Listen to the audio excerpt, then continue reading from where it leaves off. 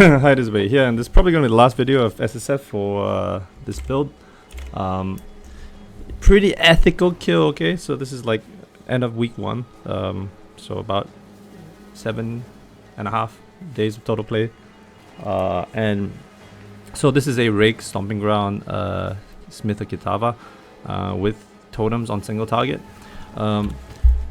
Probably run through the bit of the build, how it works, and then couple of itemization and how I got the items I got from SSF, and then the strategies in SSF to get the items you need. So this is all after 0.20G. So the patch happened on like day 2 for me, which turned out to be lucky because then a lot of the farming was cut down. So the build was well positioned. So by the end of X, I already started getting the maps by day 2, and so farming was pretty smooth. Yeah, I'm gonna cover what the core mechanic of this build is first, and then how to go about enabling this core mechanic, and then what you need to target, what you need to focus on to farm in order to get the items you need. So first and foremost, the clear of this build and mobility comes from rake animation cancelling. So rake animation cancelling is this. It makes it look like I'm really fast. What's happening here is that rake is propelling me forward, and then resonating shield is cancelling the rake animation. So you basically have a rake and then cancel, rake cancel, like this, but in a much faster frequency, like this, something like this, right? And so when you time it correctly, it looks like this, and that is the full like extent of your mobility. That's where your mobility is coming from. With that, you don't really need move speed on boots, but I still have it just in case I want to move around without having the rake cancel. Yeah. So that's your mobility, right? So that's helping me get into maps faster. It's helping me clear maps faster. Helps me get around. So yeah, you see that little AOE that's appearing at the bottom. That is your Stomping Ground. So Stomping Ground is a support skill. It's linked to rake. Trigger shockwave when you take a step while using supported skills. The shockwave scales with your strength. So 100 to 150% of your strength as physical damage. I currently have about 690 strength. So it's about 690 to about 1,000 flat damage is the damage on this. It also scales off your support. So all these supports are also boosting the damage of your Stomping Ground.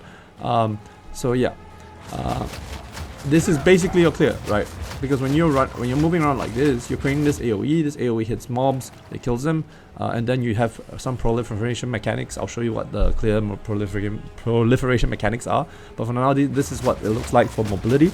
And then on single target, you don't have to press this. You don't have to use the mobility setup. You can just right click and attack, or left click and attack. Sorry, in this case, yeah. And it does damage at the same rate, right? You don't need to do this. This is just for mobility and clear. So Stomping Ground is linked to rake. Rake, you want this as low as possible. You don't want to level this up because you want the mana cost to be low. So this is actually, or life cost in this case, to be low. You want the cost to be low because most of the time for decent DPS skills, your costs are going to balloon, which makes it very hard to sustain. In this case, because rake only costs 11 life or 11 mana, it doesn't really like cost you that much. You notice that I don't feel the pressure. And then also, you can link a lot of damage supports without having to, you know, link a lot of damage supports. Doesn't cut your recovery, doesn't cut your mobility, doesn't cut your ability to like keep pressing buttons, right? So that's why this core mechanic of this build is like really strong. So execute, close combat, martial tempo, and heft. Martial tempo is just to get more rakes off, or faster rake animation. That gives you more mobility, that gives you more DPS on single target. But it doesn't really boost your Stomping Ground. Stomping Ground gets boosted by execute because I have deepest tower, close combat, and then heft. Okay.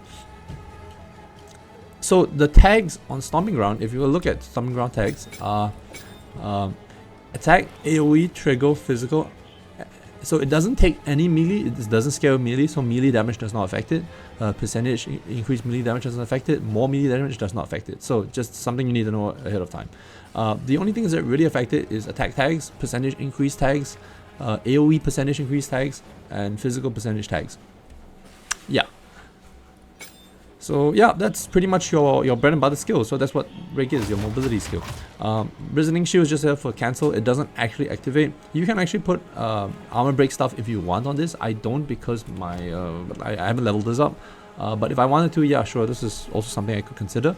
And then next is your other ability. This is your single target ability, alright? This is Ancestral Warrior Totem. So Ancestral Warrior Totem, you want to put Rolling Slam. That is probably one of the best single target damage for totems. Something I learned from Mason, so look up his channel if you want to, Masony, M-A-S-O-N-Y. So you put Heavy Swing here, Splinter. I only put Splinter here because I want some quality of life. I'd rather the armor break happens on the totem. I can actually move it to break if I wanted to, but I just didn't think of it at the moment. I'm just like not crucial for me. Concentrated effect for damage and brutality for damage. Resonating Shield, this is just for animation cancel. I don't use it for anything else, so I'm just putting in some spare sockets into it, but you don't need to, you know. Yeah, you can actually wait. You can actually put this here. Yeah, I can move this out. Heavy Swing cuts attack speed, and I think I need some attack. Wait, is there a minimum attack time? Yeah, there's a minimum attack time here. Well, we'll see. Might want to play around with some of the links. Might actually move this out here, like Splinter out, and then put in Resonating and get the armor break from here. We'll see. Anyway, Orb of Storms. This is just to on bosses. You can put this down. It gives you rage regeneration and life regeneration, so that keeps your sustain up. Basically allows you to do this as well. When the boss is there, I can just drop totems on it, and then I just stand at a distance and then let it chip down the boss. Yeah, especially if the boss can't be damaged, like I can't get close to the boss. But if I can get close to the boss, you know, definitely go in and do damage. So yeah. Harrow Ash, this is for clear. You want Fire Mastery to just get the levels up. Berserk, this is just get increased Berserk effect, which gives you more damage. And then Harrow Blood. So Harrow Blood is your part of your clear proliferation mechanic, along with Harrow Ash, using Hamo Crystals and Venom, Bursting Plague, and Magnify Effect. You can actually drop Harrow Ash or Harrow Blood, or if you have a Trample Toe. I don't have a Trample Toe yet, so yeah, probably gonna keep trying to farm for it, but yeah, I think at the end of week 1 I'm kind of maybe bored of this. I might play a bit more, but not like significantly so. Alright. Let's talk about passives, and then finally we talk about gearing and itemization, and how I got to the gear I needed. So in the early game, you're going to mostly scale strength. You want as much strength as possible and a much flat percentage increased damage as possible. For example, stuff like these, physical damage, stuff like these, AoE damage, and then stuff like these, just generic attack damage, right, and physical damage here. Those are the areas you want to target when you are early game. Late game, you start wanting to scale increased damage in other ways. So one is you get max block. So my block here, block chance is 75%. So this is 75% increased damage per node. There's one here and one here, so there's 150% increased damage. And then moment you find a deepest tower, you can start going the low life mechanic. So one of the strongest increased damage mechanics in 0.20. So you run all these increased damage nodes on enemies that are low life. So down here and then down here. Right, you counteract the reduced presence area effect by getting these to, you know, offset it, and yeah, so that's how you get increased damage. Flat damage comes from strength. I think we covered this already. So you want as much increased strength as possible. For example, here, these nodes are very valuable because if you have any dex or in requirements, you can forego them elsewhere and then get them here. Right. This just happens to be a 2% more damage node that is convenient, right? I can unspec out this if I wanted to. Yeah, so strength nodes, all the strength nodes here, Titanic is here. You can anoint Titanic if you have the enchantment for it. I haven't found a good amulet yet, so I'm not bothering to. You want, okay, so early game for Ascendancy, you don't want to get these two, or you don't want to get these two. So you can get this one here and then get Fire Res here. But you don't want to get these two. In fact, sometimes if you feel that you are kind of missing of one single res, you can actually forego these and just get like fire and something else here. Or get fire, cold, and lightning just here, right? And ignore this section of the tree. Especially early on when you have not many that many ascendancy points, you can get quite a bit of value out of this area, especially for SSF where you lack quite a bit of suffixes. But eventually at some point where you get all the suffixes you need from gear, you can actually start scaling to this, which gives you max fire res. So right now my max res for everything is 90%. I'm getting that through this. I have 3% on shield. I have this one. So maximum fire res for each 40% uncapped res. I have quite a bit of uncapped res. I have max fire res here as well, and there's some max lightning and cold here. You're also getting maximum all resistances here, as well as max fire res here. Alright, so that gets you to 90. Right, your block chance is coming from 3 areas. One here, so block chance here, block chance here, and then block chance here. You only really need this block chance on the shield setup, because on the totem setup you actually have no block, you have no shield, so you can kind of get out of this area, get out of this area, and get out of this area, and then get the points into the totem area. So totem areas would be here. You want faster totem placement speed, so you know, faster deploy of totems. Totem count here, and then another totem placement speed here, right? All right. So I covered the passives in detail. Now let's talk about the. One more thing. This is also on the totem setup, so this gives you totem duration, more quality of life. It also has when you're on the totem setup, you can cast all storms for longer orb storms. All right, let's go back. Let's talk about gear. Okay, when it comes to gear, you actually don't really need that much. When you're leveling up in X, the only things you really want to focus on are strength rolls and suffix rolls, or like whatever it is to fill your resistances, right? You want as much resistance as possible. You also kind of want prefixes for life, just to get enough life to tank the single hits. But yeah, you won't actually go blood magic early because you can't sustain it. But you should be able to pot through it, right? But later on, when your totem start costing quite a bit, blood magic actually makes a lot more sense. So right now you see I have blood magic. Anyway, early game, yeah, your gearing is mostly quite straightforward. You want like a spear with strength, you want rings with strength, you want everything with strength basically. Strength is basically your damage, you want as much strength as possible. And then you want as much resistance as possible, because if you get resistances, you can get strength elsewhere, right? So when I leveled, I pretty much just got strength and everything. And then if you have spare sockets, if you happen to find items with magic find, just keep them on, because you really can fill suffixes with a lot of your ascendancy points. And then as long as you have strength, your damage kind of covered, so you just get stuff like magic find. So I had magic find very, very early. Like day 2, I had like 100 magic find, and I used that to pretty much accelerate my gearing process. All right. Right now, a lot of my gear kind of looks like this. You kind of want one roll of physical attack damage leech as life, because you have instant leech over here. Your stomping grounds can be leeched because they're considered attacks. So yeah, that's kind of where you're getting your recovery from. Especially in maps, your stomping ground is going to hit a lot of targets. It would be nice if I could get strength as well as +2 melee skills here, but I didn't get that. You know, I don't have that at the moment. I have some that has melee skills and dex and leech. So you know, yeah. Hopefully I can recon one, but this is currently the most decent one. Alright, boots, movement speed, strength, fire res, freeze duration is nice too, although you rarely get frozen. If you get chaos res is great too, so the suffixes you want to look for are strength, chaos res, fire res, and like some utility stuff. For prefixes, almost always life and stuff like utility, like movement speed.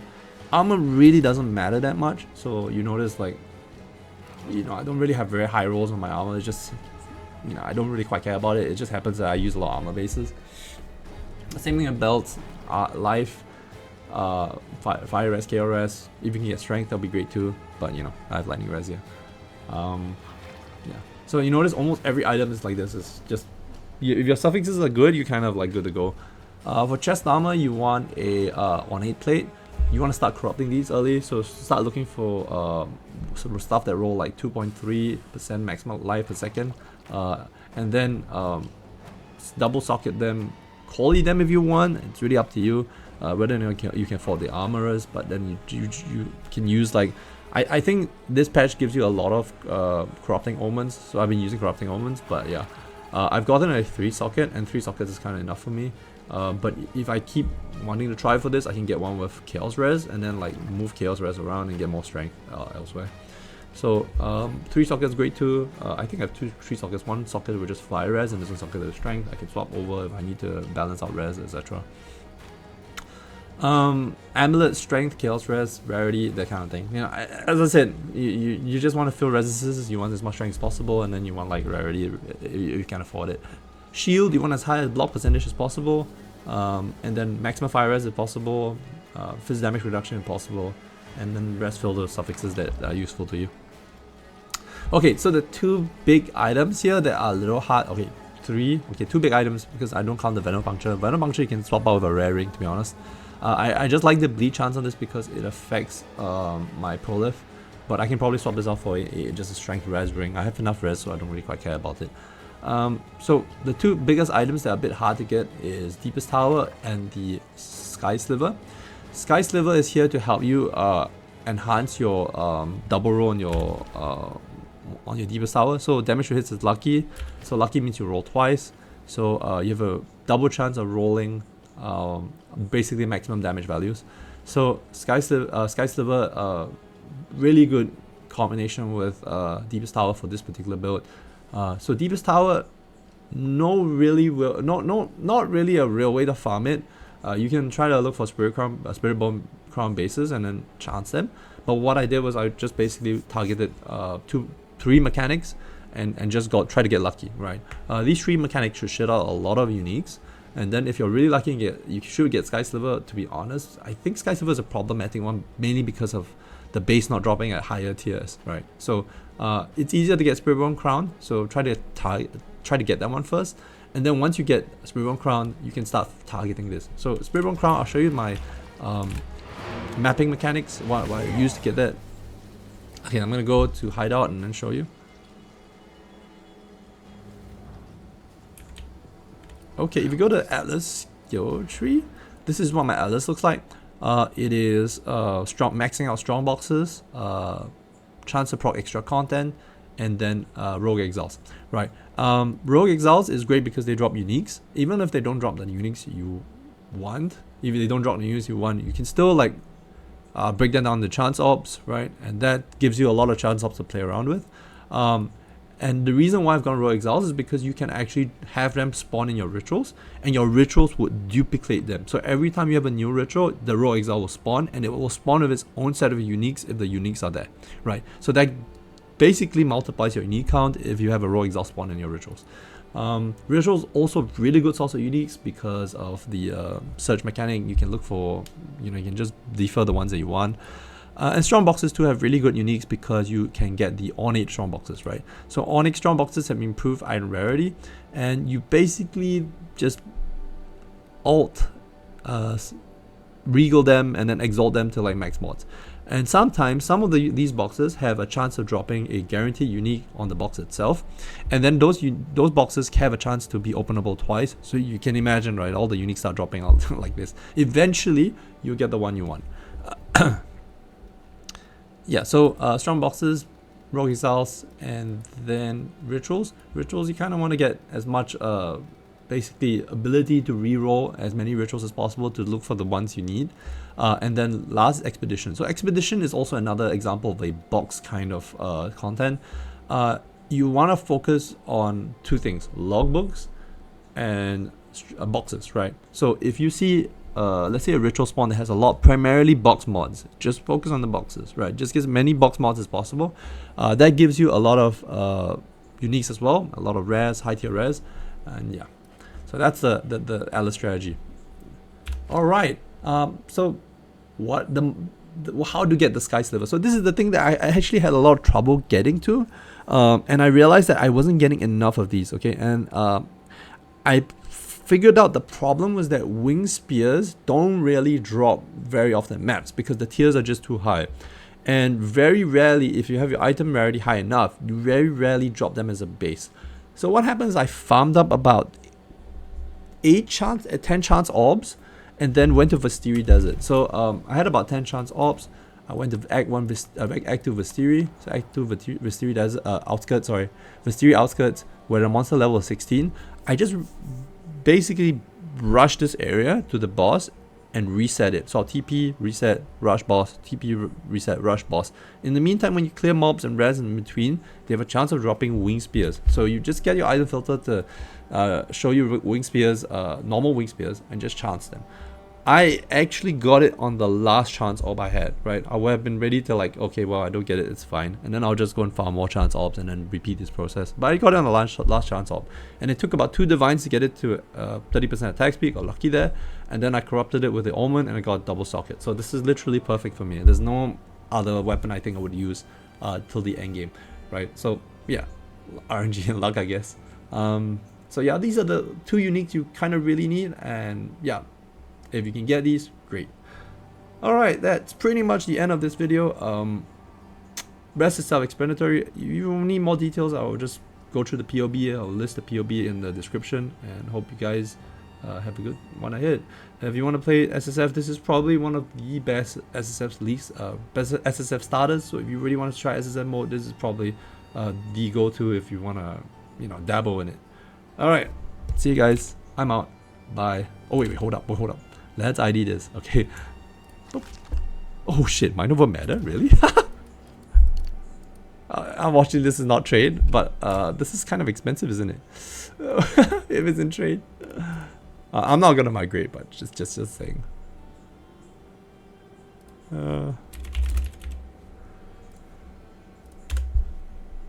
It's 25 divs. Okay, 25 divs in trade. But you know, yeah, I'm not sure if it's useful for my build. I don't think there's anything here that's like worth getting. Yeah, there's probably nothing here that's worth getting for me because I don't really use any of these elemental damage stuff. I might use them if, for example, if I change this into a Avatar fire damage setup. But for now, like, you know, don't need it. Alright, see you guys. I'm out. Bye.